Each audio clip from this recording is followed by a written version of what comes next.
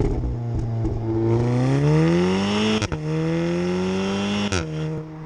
I gotta ride or die.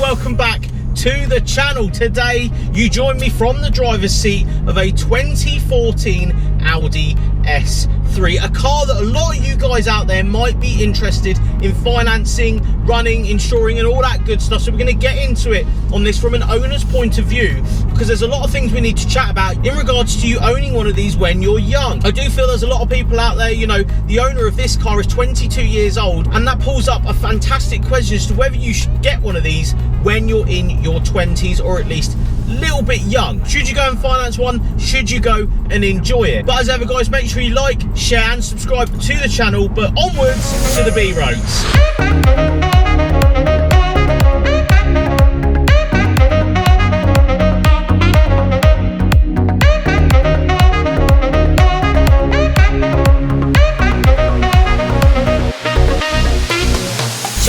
First, we're going to put this car into the hottest version of itself, which is, did you hear that? We just turned over to dynamic mode and it's already changing down for me and I haven't even done anything. Look at that. Now this is the DSG variant. Oh, the weightiness of the steering.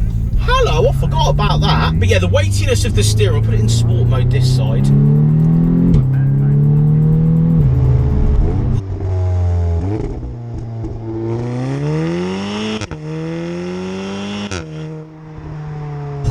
Now, I've shot a few of these in the past for the channel, so if you don't know, 2-litre turbo engine up front. This is again the DSG model. The only thing that's done to this is a res delete, that's it. So it's got a little bit more exhaust note on it. It's got no remaps, none of this fire breathing pops and bangs and stuff. This is one that you will buy from your local Audi dealership that would have been taken in part exchange for a new one, or they'll just have on the used car side of their forecourt, which is a great starting point because again, this car is now readily available in this spec and this mileage. It's got 37,000 miles on it, so I believe that to be a relatively good starting car you could get for around 17 to 18,000 pounds from an Audi dealership. Yes, you could go and loan and buy one of these privately for cheaper.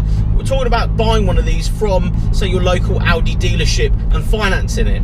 Now, the first things first I'm going to get into is money, because a lot of people out there would be worried about the financial side of owning a car like this when you're young. Again, the owner of this car is 22 years old, so we're going to base this whole scenario off what he has experienced in the last 8 to 9 months of him owning this car. So initially, this car was bought on a PCP 2-year agreement. He put a good amount of money into it, and it is below £300 a month, which I do believe everybody out there, you know, if you've got a full-time job and all that sort of stuff, you could go and get very, very easily. The balloon payment on the other end is relatively large. It's about right for what you get, but again, I'm just talking of face value more than anything, because you will of course go into your Audi dealership and get a completely different scenario than the financial scenario that I'm talking about today. So say you've got 3 to 4 grand to put in, 250 to 300 £100 a month with a balloon of say 10 to 12 on the other end. So that's the initial buying of the car. And these things are fantastic. What a tool this is. But the reality of finance is that of course you've got to keep up with those payments, but it's over a 2-year agreement, which if you had this for 2 years, enjoyed it and could get out the other side like we were just chatting about, this car is actually going to cost him around £1,000 a year in depreciation for him to actually physically own this car, which I am completely on board with. I think that is a fantastic amount of money to lose on a relatively new car. Now we're talking about losing money, we're not talking about, you know, making money on a car here. Funny scenario, because of course A lot of things on PCP especially, you lose the whole amount when you're in the finance agreement, or at least the PCP agreement, which is a bit of a worry for some people. But the current agreement that this car is actually on means that it's only about £1,000 a year, which I don't think is too bad. Like a lot of younger people out there, you will have the finance, you know, to go and buy this and keep it running and stuff for your entire 2 years of ownership.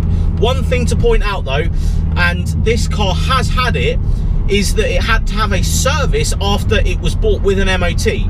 Now this actually cost from the main dealer £490.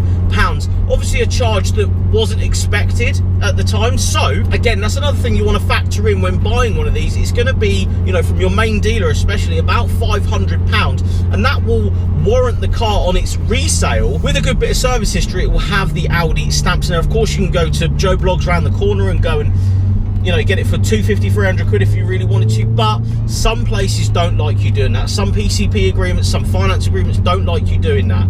They want to see Audi stamps in the book, and of course you've got to pay a premium for that. Now, driving this thing every day, you want to drive it, you want to go and enjoy it. This one's actually getting 25 mpg, you know, around town and around the local B roads. But I actually spoke to the owner and he's getting 32 on the way to work. You know, he's got a 15-20 minute journey to work down a 60-mile-an-hour road, and it's getting into the 30s on mpg, which is fantastic. To fill the tanks around 45 to 50 pounds, again, not too bad. I do feel that from the factory these are fantastic on fuel. Of course, if you're going to pop and bangs and, you know, put turbos and remaps on it, it's going to affect that slightly. This being, you know, on face value a completely standard car, bar that little bit of exhaust that's been cut out, it means that there isn't too much financial loss for you. This car's fantastic. There's not too much financial loss for you if you buy this from the,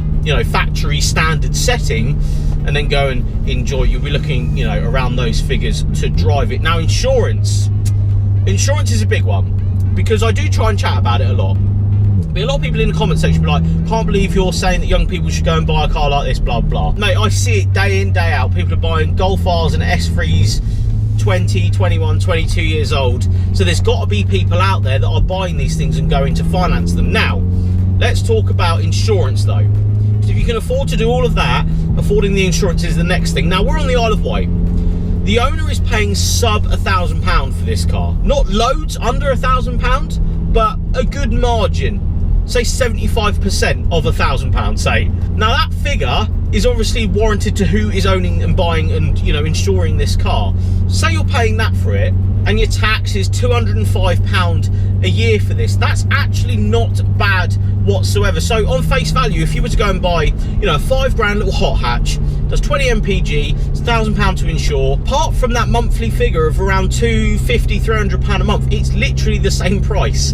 And that's where this car and cars like this become, you know, into their element, because the finance and the PCP deals are so good. It means that you can go and pick one of these up for literally not a lot of money in, not a lot of money a month, and then when you do come out the other side, it's probably going to be worth as much as the balloon is. Yes, I know you're going to lose all of that money, but to own, drive, and, you know, insure and just live with this thing for 2 years when you're young, you know, because you haven't got any rent or mortgage or kids and stuff, that's a hell of a deal. Now, I don't force people to go and get cars like this, but we're looking at this again on face value, where you can go and buy this thing, and, you know, if you equated all of these things together, it isn't actually as much as you think it's going to be. If you're earning £1,000 a month, say, in your first job as, you know, doing whatever dishwasher, or, you know, whatever's going on, this then becomes actually really affordable. Now, I say really affordable with a pinch of salt, because there will still be people out there who be like, I can't believe you're telling people, or at least